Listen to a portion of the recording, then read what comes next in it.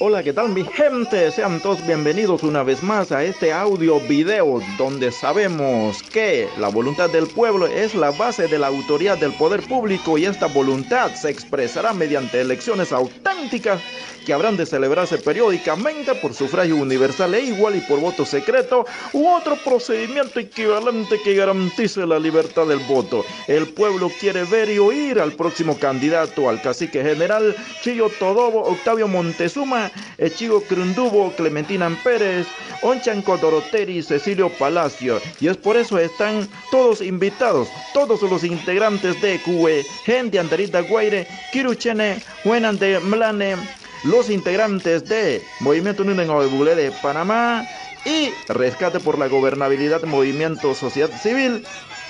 La reunión se realizará el día 27 de diciembre en Oreduda, el día 28 en Briuní de mes de diciembre del presente año. Así es que están todos invitados, mi gente.